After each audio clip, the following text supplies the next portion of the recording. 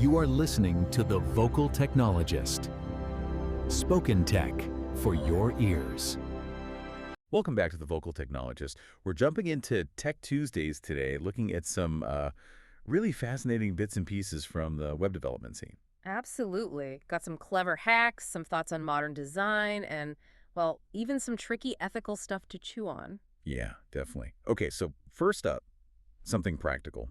YouTube previews. You know how sometimes the thumbnail looks awful, like super pixelated, or it's just broken? Oh, yeah, that inconsistent thumbnail URL problem, it's a classic. And the worst part is the browser might still say loaded, even when it's garbage. Yeah, right. Tricking your code. So the clever bit here is checking the actual image size when that onload thing happens. If it's tiny, like 120 pixels wide, which is YouTube's fallback, you just try the next lower resolution URL. Simple but effective. It's sort of a neat reminder that sometimes you just have to, work around the quirks. It's all about keeping that user experience smooth, even for the small stuff. Exactly. No more ugly gray boxes. Okay. So moving from, let's say, fixing annoyances to actual design. Time.com's Hero Section Rebuild, they use some really cool modern CSS. We're talking CSS Grid, which is amazing for layout flexibility, but also container queries. That's the big one, I think. Totally.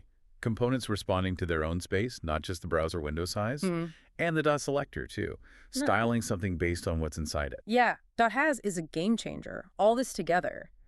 It signals a real shift, doesn't it? Moving away from just relying on media queries for everything, towards designs that are just inherently more flexible, more semantic. Future-proofing, really.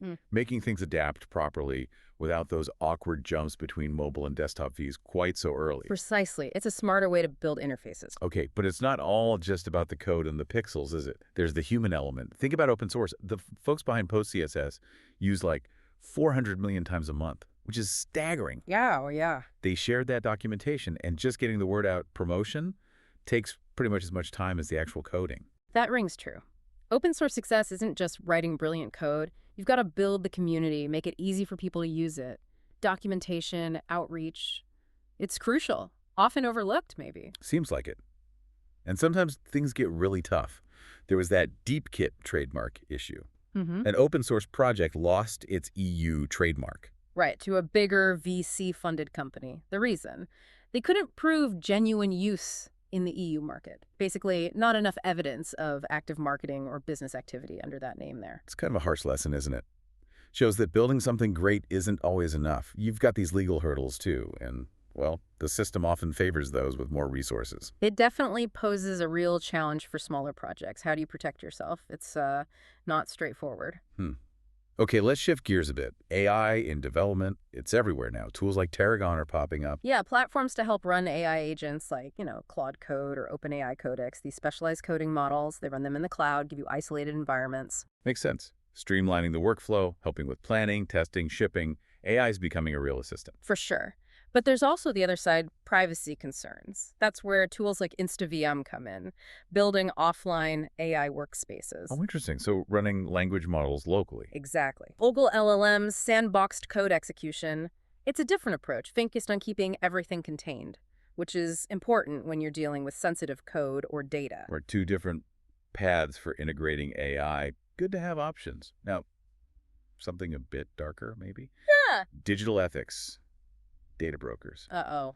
Yeah, this one's worrying. Some are apparently making it deliberately harder to delete your personal data, using code, like noindex tags, to hide the pages with deletion instructions from search engines. Even when the law says they have to provide those instructions easily, it's sneaky. Privacy by obfuscation, basically hiding it in plain sight. It really highlights the fight for digital privacy. It's not just about laws. It's about how technology itself is used, and sometimes, against users' interests. And it puts responsibility on developers, too. We're the ones building these systems. We need to be aware of these ethical implications, these dark patterns. Definitely.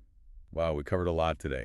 From tweaking a tiny thumbnail to these big questions about data rights and AI, web development is never boring, is it? Not at all. It really shows how everything's connected. The code, the design, the tools we use, and ultimately the impact on real people and their rights online. So true. Leaves you thinking, right? What part of all this stands out most to you?